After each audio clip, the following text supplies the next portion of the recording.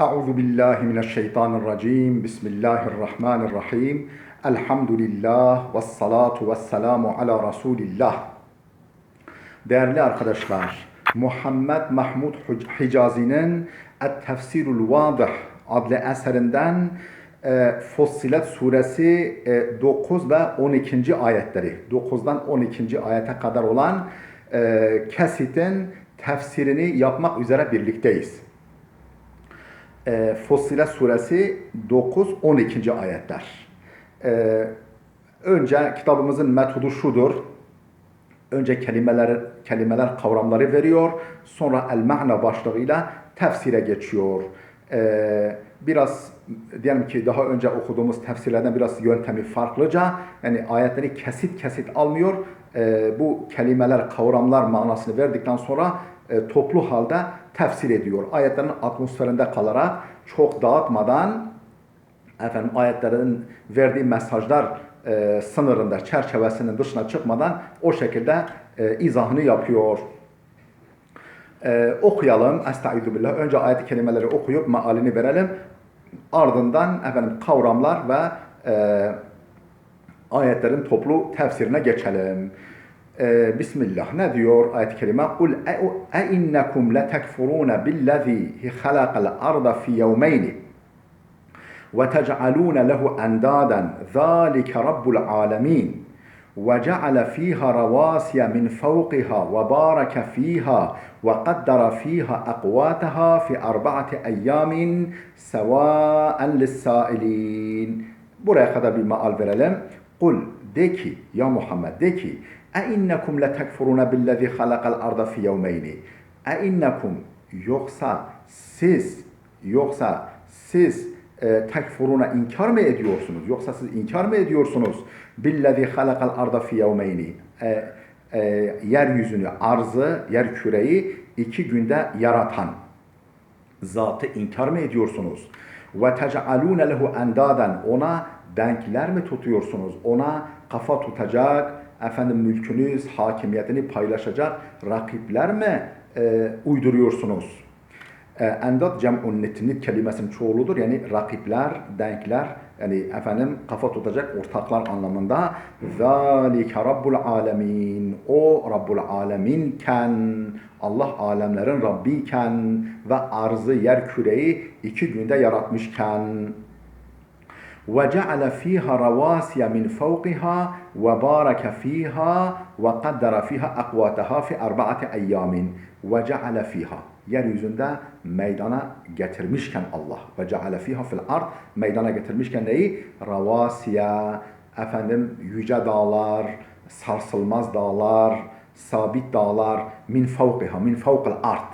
Yani fiha ama min fevkiha. Yani dağların kökleri derin arzın, yani yer kürenin bağrına, derinliklerine doğru giderken, böyle çakılmışken, yerin böyle mağma katmanlarına doğru böyle aşağı doğru kök salmışken, ama min fevkiha, öte taraftan o uzantılarıyla, yani yeryüzünden itibaren olan uzantılarıyla yere tepeden bakıyor, balkon gibi yeryüzüne bakıyor. Yani min fevkiha dediği, yani kökü bağrında yerin ama gövdesi, başı yukarılara doğru yeryüzüne tepeden bakan dağlar meydana getirmiş Allah. Yani böyle bir zata siz ortak mı koşuyorsunuz? Siz inkar mı ediyorsunuz onu? Ona ortaklar mı koşuyorsunuz? Nasıl yaparsınız bunu? Ve bareke fiha, yeryüzüne Allah bereketten meydana getirmişken, yeryüzünde bereketten meydana, yani yeryüzü gerçekten sanki bereket üflenmiş. Yani ve bareke, yani bereketli kılmışken fiha, yerin bağrını, yerin içini, dışını bereketli kılmışken, yer gerçekten çok bereketli. Neyi ekersen 1'e 100, 1'e bazen 1000 veriyor. Dut ağacına bakın, dut ağaçlarına bakın, kayısılara bakın, kirazlara bakın vesaire, diğer sayısız eriklere bakın, nasıl yani bol miktarda veriyor. Yani işte ineklere bakın nasıl süt veriyor, arılara bakın nasıl efendim kendi ihtiyacına çok çok daha fazla bal üretiyor. Yani adeta Allah yeryüzüne bereketi üflemiş ve bareke fiha, yeryüzünü bereketle doldurmuş.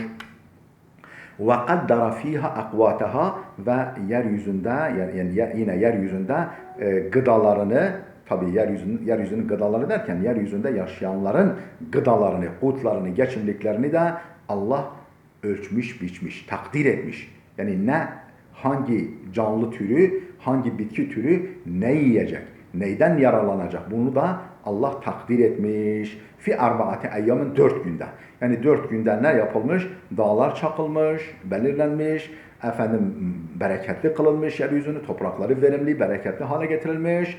Ondan sonra وَقَدَّرَ ف۪يهَا اَقْوَاتَهَا, ve hangi canlı ne yiyecek, neyle geçinecek, bu yeryüzü karargahında, ordugahında her birisi birer taburu andıran, toplam bir ilahi orduyu meydana getiren canlılar, bitkiler, hayvanlar ne yiyecek, hepsinin gıdasını, kutunu, azığını takdir etmiş. Hepsi 4 günde. 4 günde derken değerli dostlar, yani 2 artı 2.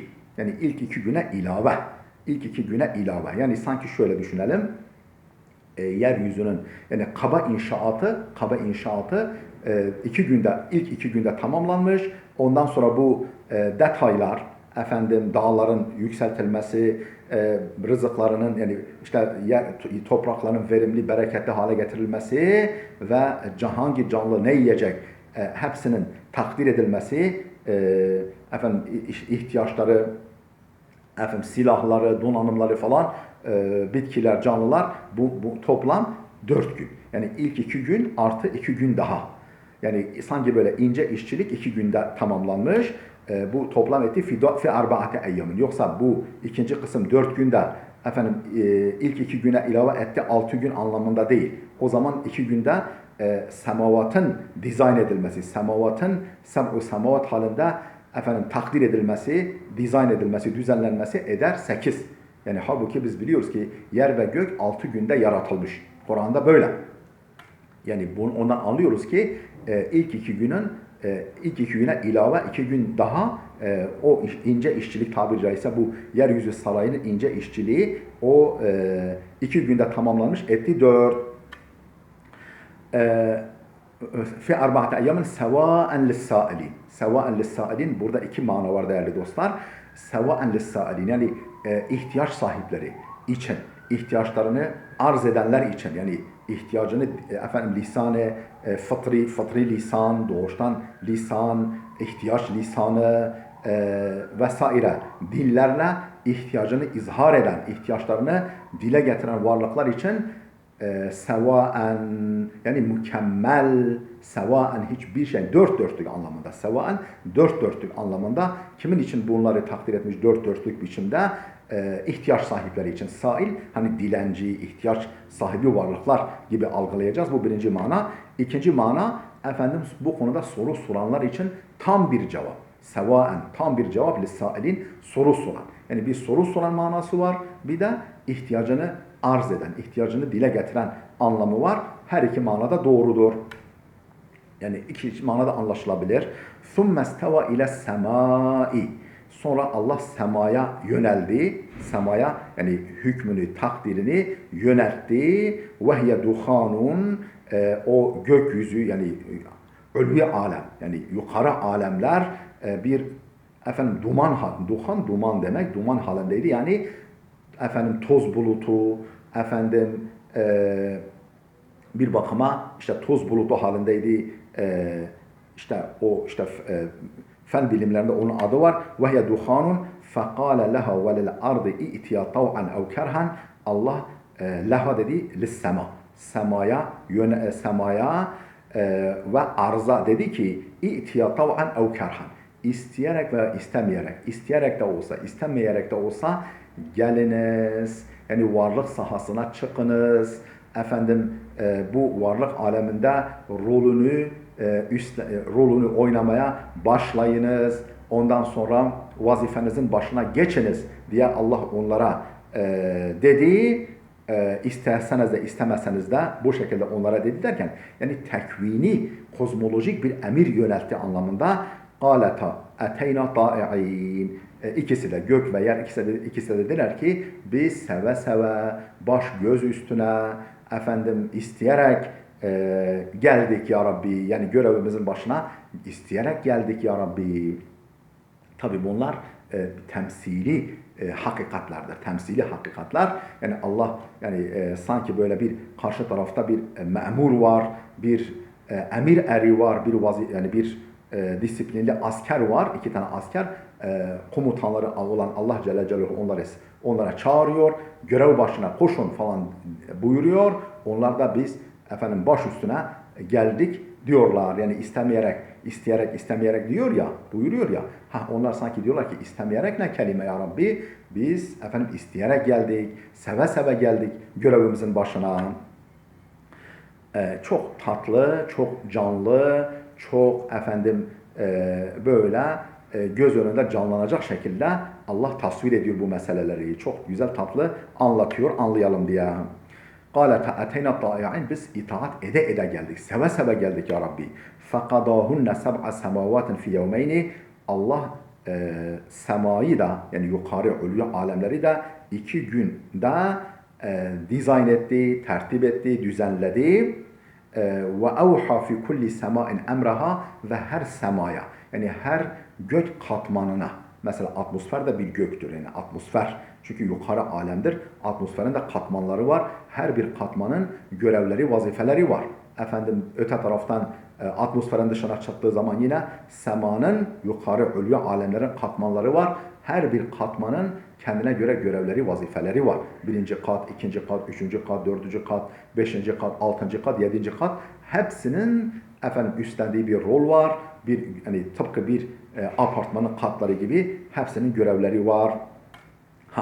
Ve evha fi kulli sema'in emraha. Her semaya emrini derken yani görevini, efendim işini Allah ilham etti, empoze etti, efendim ona öğretti, ve evha dedi yani ilham etti, efendim empoze etti görevini. Tabi onlar tıkır tıkır hepsi atmosfer tabakaları olsun, diğer sema katmanları olsun hepsi tıkır tıkır o görevlerini yerine getiriyorlar. Ve zeyyennes sema dünya bi masabiha biz en yakın semayı es-sema'u dünya en yakın sema dünyaya en yakın semayı biz süsledik bi masabiha kandillerle süsledik. Yani gökyüzünü efendim yıldızları sanki birer avize efendim dünya bir saray efendim 1. kat semadaki yıldızlar birer avize gibi efendim serpiştirilmişler, lambalar dağıtılmış, düzenlenmiş. Biz onu kandiller dedi yani kandil misal, kandilleri andıran işte yıldızlarla en yakın semayı süsledik. Ve hifzan. Bir de hafız olsun diye. Hafız ne demek? Yani koruma görevi yapsın diye. Koruyuculuk görevini yapsın diye sanki oralar birer burçtur, birer kaledir. Oralardan efendim şeytanların semada kulak hırsızlığı yapmasına engel oluyorlar. Efendim mıncırlıklarla tabiri caizse gök taşlarıyla, dağlar büyüklüğündeki gök taşlarıyla o şeytanların üzerine, cinnilerin üzerine fırlatılıyor. ذَٰلِكَ تَقْد۪يرُ الْعَز۪يزِ الْعَل۪يمِ İşte bütün bunlar yani arzın kaba inşaatının tabiri caizse yaratılması, ondan sonra ince işçiliği olan dağlar, efendim ondan sonra topraklarının bereketli hale getirilmesi ve gıdalarının hangi bitki türü, hangi canlı türünü ne yiyeceğinin böyle tasarlanması, planlanması, takdir edilmesi efendim toplam 4 gün, 2 gün artı 2 gün daha 4 günde ondan sonra semaya Allah'ın işte Allah'ın takdirini yöneltmesi, efendim bir duman halindeyken, bir toz bulutu halindeyken, ondan sonra arza, semaya, efendim hadi görev başına gelin de buyurması, onlarda yani lisan-ı hal ile, yani beden dilleriyle, efendim biz seve seve geldik. Ya Rabbi yani biz istemeyerek, ne kelime istemeyerek değil, biz seve seve isteyerek geldik görevimizin başına demeleri lisan-ı halle işte böyle deme. Ondan sonra Allah'ın semaya takdirini, Allah'ın semayı iki günde semayı 7 katman halinde takdir etmesi, o şekilde hükmetmesi Bütün bunlar takdirul azizil alim. O aziz demek galip demek. Yani emrine karşı konulmaz demek. Efendim galibun fi emrihi deniyor tefsirlerde. O bir kudret işidir bu. O işte kudret de Allah'tan fazlasıyla mevcuttur.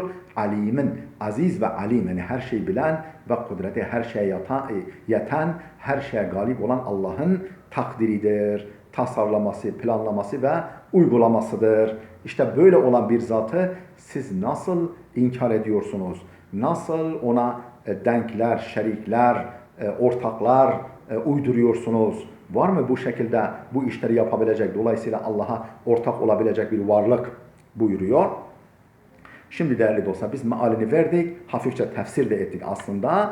Şimdi geldik mufredata. El-mufredat diye bir başlık var, tefsirimizin yöntemi budur. Kelimeler, kavramları veriyor, sonra tefsirine geçiyor. Endaden kelimesi cem'u niddin. Yani efendim ve tec'alûne lehu endaden. Endad nid tırnak için nid kelimesinin çoğuludur. Ve huve eşşerik. Ortak demektir. Aslında sadece böyle yalın bir ortak değil, kafa tutan, efendim rakip olan, rekabet eden bir ortak. Böyle varlıklar mı uyduruyorsunuz Allah için? Ravasiya. Yani ne buyurmuştu? Ve ceale fiha ravasiye. Yeryüzünde dağlar, yani yüce dağlar, sarsılmaz dağlar meydana getirmişti. Bu ravasiye kelimesi hiyel cibalu sabita. Sarsılmaz, sabit dağlar. Hani dağ gibi dayandı derler ya işte. Dayanıklı, sarsılmaz dağlar demektir. Şu tekili rasin gelir. Rasin, ravasi gelir çoğulu. Sevaen istevet istivaen. Hani isteva bila ziyaretin ve la noksanın, yani ne fazla ne eksik. Hani dedik ya ihtiyaçları ne fazla ne eksik karşılanıyor veyahut da bu konuda soru soranlara ne eksik ne fazla tam efendim merame uygun, amaca uygun cevap veriliyor. İki türlü mana vermiştik. ثُمَّ اسْتَوَى اِلَى السَّمَاءِ buyuruyor ya, sonra semaya yöneldi Allah. Yani buyruğunu semaya yöneltti. Yani kasada, yani hedefledi. اَيْ تَعَلَّقَتْ اِرَادَتُهُ بِهَا. Yani Allah'ın iradesi semaya yöneldi, semaya taalluk etti. Ve semayı ne yaptı? 7 kat sema halinde düzenledi 2 günde. Etti 6. Duhanun, hani vehye duhanun demişti ya. Ed-duhan mertefa'a min lehebin nar. Ve yuradu bihi ma yura min buharil ardı ande cedbiha. Ve fil hakikati huve şey'un Allahu a'lemu bihi. Yushbihu duhana fi ra'yil ayn. Hani vehye duhanun, yani semaya yöneldi. Sema duhan, duman halindeydi. Biz ona toz bulutu dedik. Duhan duman demek. Duhan duman demek. Ne duhan ne demek? Mertefa'a min lehebin nar. Ateşin alevinden yukarı doğru çıkan, işte o bizim bildiğimiz duman. Ve yuradu bihi ma yura min buharil ardı ende cedbiha. Yani kuraklığı sırasında, kuraklığı esnasında arzın buharından görülen şey. Arzın buharı. Yani kuraklık zamanında böyle yukarıya, sanki böyle serabı andırıyor. Serap, yani yer böyle yazın sıcakken, kupkuruyken uzaktan baktığın zaman bir serap görünüyor. Ve fil hakikati, peki bu duhandan maksat nedir? Ayette kastedilen duman nedir? Ve fil hakikati hiye şey'un Allahu a'lemu bihi. Gerçekten bu ancak Allah'ın bilebileceği bir şeydir. Yani şu gökler yaratılmadan önce nasıl bir, hani der ya işte modern teoriler var. Göğün yaratılması ile ilgili böyle toz bulutu halindeydi. Hakikatte öyle bir şeydir ki ancak onu Allah bilir. Tam ne olduğunu Allah bilir. Yushbihu duhana fi ra'yil ayn. Yani ne olduğu tam olarak, mahiyeti ne olduğunu Allah bilir ama görüntü bakımından, yani gözün bakışında efendim dumanı andırıyor. Fakadahunna, yani semavatı takdir etti dedik. Yani ne demek? Ekmelehunne ve feraga minhunna. Yani onları tamamladı, gökleri tamamladı. Efendim 7 kat sema halinde tamamladı. Ve feraga minhunna, onların işini bitirdi. Yani göğün kendi görevini yerine getirmesi nasıl gerekiyorsa o hale getirdi, o hale soktu. Bir masabiha, hani ne buyuruyordu? Ve zeyyenne sema'ed dünya bi masabiha. Biz en yakın semayı kandillerle süsledik buyuruyor. Masabih el muradu bi nucumin kel masabih. Yani misbahları, kandilleri andıran yıldızlardır murad. Kastedilen bu tip yıldızlardır.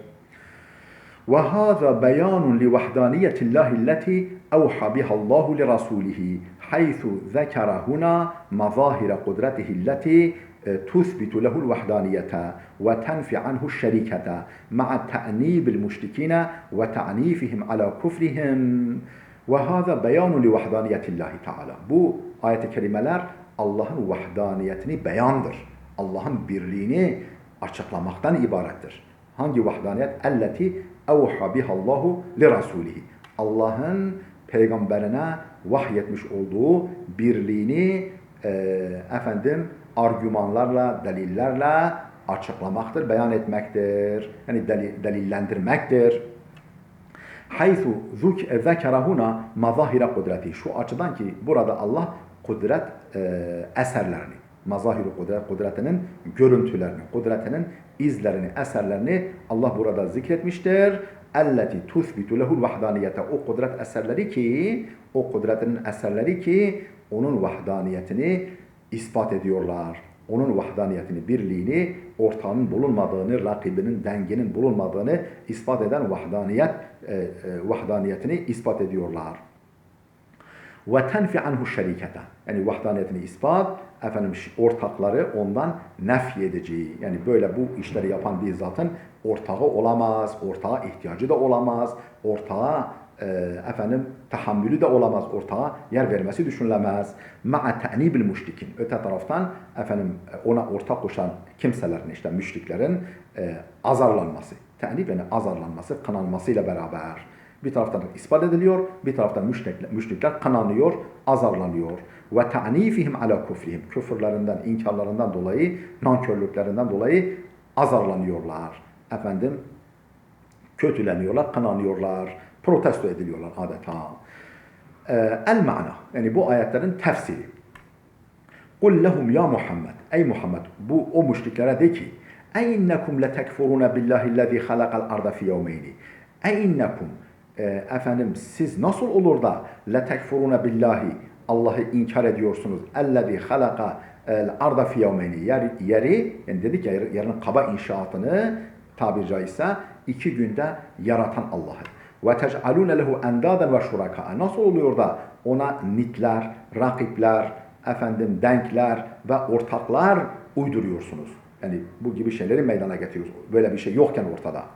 Ve huve munezzehun anişşerîki ve niddi. Oysa ki o şerikten ve rakipten, denklerden münezzehtir. Vel muradu bi halqal ardı huna kema huve zahir takdiru vücudiha vel hukmu bi enneha setucedu la halquha ve icaduha bil fe'l. Bu tabi bizim müfessir benim gibi düşünmüyor. Daha doğrusu biz de onun gibi düşünmüyoruz. Yani olsun ama. Yani onun yaklaşımı farklı. Farkımızı şimdi söyleyeceğiz. Vel muradu bi halqal ardı huna. Burada yerin yaratılma, hani 2 günde yaratılmış ya yer dedik ya. İşte o yerin yaratılmasından maksat diyor müfessirimiz kema huve zahir, açıkça görüldüğü gibi diyor. Yerin yani 2 günde yaratılmasından maksat takdiru vücudiha, var olmasının planlanmasıdır. Yani yoksa bir fiil var edilmesi değil, var edilmesinin takdiri yani planlanması, tasarlanmasıdır. Vel hukmu bi enneha setucedu ve var edileceğine karar verilmesidir. Varlığına hüküm verilmesidir. La halquha ve icaduha bil fi'l. Yoksa bil fiil yaratma ve icat etme değildir yerin. İcat edilmesi ve yaratılması değildir. Biz tabi böyle yaklaşmadık. Biz nasıl yaklaştık? Yani arzın bir kaba inşaatı var tabiri caizse. Ondan sonra bu 2 gün sürmüş. Ondan sonra ne geliyor? İşte dağların çakılması, bereketlerin üflenmesi, yeryüzünde misafir olacak bitkilerin, hayvanların, insanların azıklarının, gıdalarının takdir edilmesi, kim ne yiyecek bunların önceden hazırlanıp yani planlanması. O da 2 gün. Ondan sonra semanın da 7 kat sema halinde yani arzın yukarısındaki atmosfer ve yukarıdaki alemlerin 7 sema halinde takdir edilmesi, dizayn edilmesi, düzenlenmesi. O da 2 gün etti 6 gün. Biz böyle anlamıştık. Müfessirimiz yani diyor ki bu yerin 2 günde yani yaratılması demek yani yaratılmasının takdir edilmesi. Yani yaratılacak diye karar verilmesi diyor. yani ben acizane bu görüşe katılmıyorum. Nasıl? Yani buna görüşler, farklı görüşler. Allahu alem. Ve la harabete fi hada. Diyor ki bu görüşüm böyledir. Bunda bir tuhaflık da yok. Fallahu yakulu. Çünkü Allah Teala şöyle buyuruyor. İnne mesele İsa indallahi ke meseli Adem. Efendim İsa'nın durumu Allah katında Adem'in durumu gibidir. Yani bu bir örnek getiriyor. Kendisine haklı, yani haklılığını ortaya koymak için müfessirimiz. Efendim İsa'nın yaratılması Adem'in yaratılması gibidir. Halakahu min turabin thumma qala lehu kun feyekun. Onu önce topraktan yaratmış, sonra ol demiş, o da olu vermiş. Yani topraktan yaratmış derken topraktan yaratmaya karar vermiş anlamında. Sonra ol demiş, o da olu vermiş. Yani bu şekilde burada halk kelimesinin tasarlamak, planlamak anlamına geldiğini bu ayetle müfessirimiz kanıtlamaya çalışıyor, delillendirmeye çalışıyor. Ali İmran suresi 59. ayet. فَخَلْقُهُ مِنْ تُرَابٍ فَخَلَقَهُ مِنْ تُرَابٍ. Ne demek halakahu min turab? Ey arada halkahu ve kaddarahu. Yani Adem'i yaratmayı murad etti ve onu planladı, tasarladı. La halakahu bil fi'l. Yoksa bil fiil onu yarattı, sonra ol dedi, olu verdi anlamında değil. Çünkü zaten yaratmışsa bir daha niye ol desin, o da olu versin diyor. Zaten söylüyor. Ve illa lema kana li kavlihi taala kun feyekun ma'nen ebeden. Eğer yani yaratmasından maksat bir fiil yaratmak olsaydı Adem'i ve illa yani aksi halde yani böyle olsaydı lema kana li kavlihi taala kun feyekun ol dedi, olu verdi ifadesinin hiçbir manası olmazdı. Zaten olmuş. Bir daha niye ol desin, olu versin. Vel muradu bil yevmi el vaktu mutlakan. Yani fi yevmen 2 gün dedik ya. O 2 günden maksat vakit demektir. Yani 2 vakitte.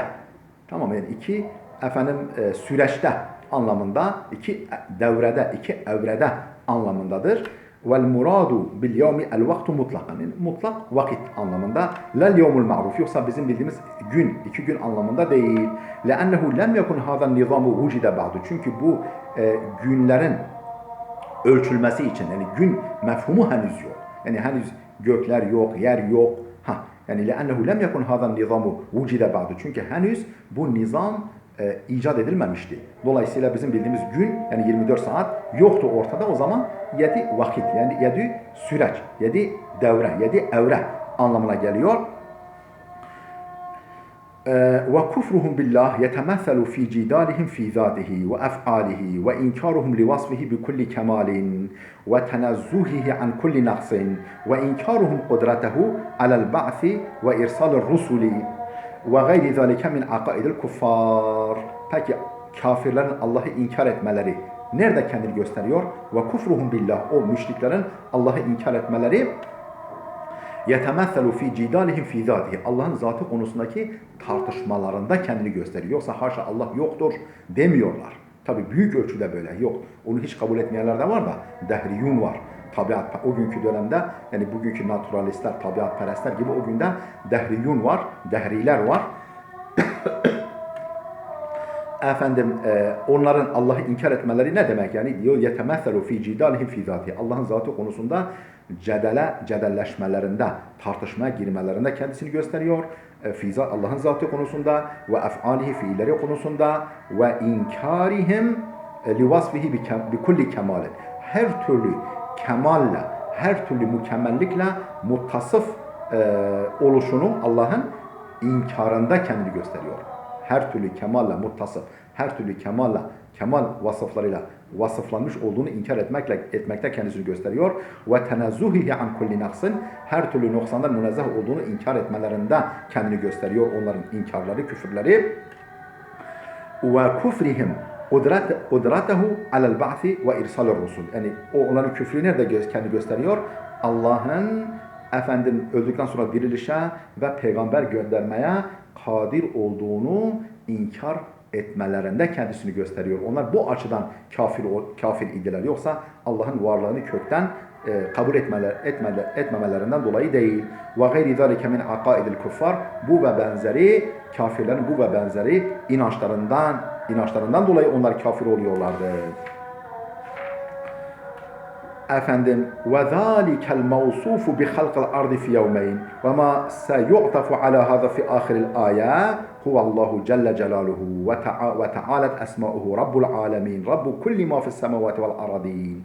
Zalikel mevsufu bi halqil ardı fi yevmeyni, 2 günde arzı yaratmakla nitelenmiş olan zat, yer küreyi 2 günde yaratmakla mevsuf olan, nitelenmiş olan zat.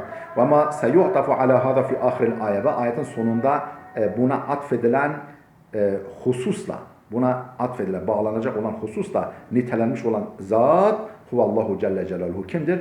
Allah celle celaluhudur. Ve ta'alet esma'uhu, isimleri yüce olan Allah celle Rabbul alemin, alemlerin Rabbi olan Allah Teala'dır. Rabbu kulli ma fis semavati vel aradin, göklerde ve yerde ne varsa hepsinin Rabbi olan Allahu Teala'dır. Fe keyfe tec'alun min hadihi'l kainatil mahlukati lehu elleti tuqirru lehu bir rububiyeti bil lisanil hal ev'l maqal keyfe tec'alun lehu minha şeriken ve nidden. Şu halde ey müşrikler, فَكَيْفَ تَجْعَلُونَ مِنْ هَذِهِ الْكَائِنَاتِ الْمَخْلُوقَةِ لَهُ, Allah'ın birer mahluku, birer sanat eseri olan bu varlıklardan nasıl uyduruyorsunuz, nasıl meydana getiriyorsunuz? Elleti, bu mahlukat ki, bu gökler, yerler, yıldızlar, ağaçlar, bitkiler, çeşmeler, çaylar, dağlar, kelebekler, karıncalar, neyse arılar, bütün bu varlıklar ki tuqirru lehu bir rububiyeti bil lisanil hal ev'l maqal, lisan-ı hal veya lisan-ı makalla, mesela işte cinler, insanlar gibi, melekler gibi sözlü olarak veyahut da lisan-ı halin, beden dilleriyle onun rububiyetini ikrar eden bu varlıkları, onun rububiyetini kabul eden bu varlıkları nasıl ona ortak kılıyorsunuz? Keyfe tec'alune lehu minha şeriken ve nidden, bu varlıklardan, onun sanat eseri olan bu varlıklardan nasıl ona şerikler ve denkler, rakipler oluşturuyorsunuz? Teâlallahu amma yekulûne ulûven kebîrâ, Allah bu müşriklerin dediğinden son derece âli ve son derece büyüktür. Yani o kadar büyüktür ki bu iddiaların hiçbirisi ona erişemez, ulaşamaz, semtine bile yaklaşamaz. Halakal arda fi yevmeyni, arzı 2 günde yaratmış. Ve ceale fiha ravasiye thabitatin minel cibali şamihat. Şamihat yani göğe baş çeken, yukarı doğru tırmanan dağlardan sabit, sarsılmaz varlıklar meydana getirmiş bu dağlardan. Kaddara zalika, bunu takdir etmiş, planlamış. Ve arada en tekunel cibalu min fawqiha kel avtad, ve yani kökleri yerin bağrına doğru indiği halde, inmesinin yanı sıra bu dağların yeryüzünün yukarısına doğru direkler gibi, yani bu yelkenli geminin direkleri gibi yukarı doğru yükselmelerini murad etmiştir Allah. Değerli dostlar, burada dursun. Videomuz uzadı. İnşallah bir derste daha bunu bitireceğiz. Yani 2 derse sığdıracağız bu ayetleri, bu aşk-ı şerifi. Gelecek dersimize kadar Allah'a emanet olun.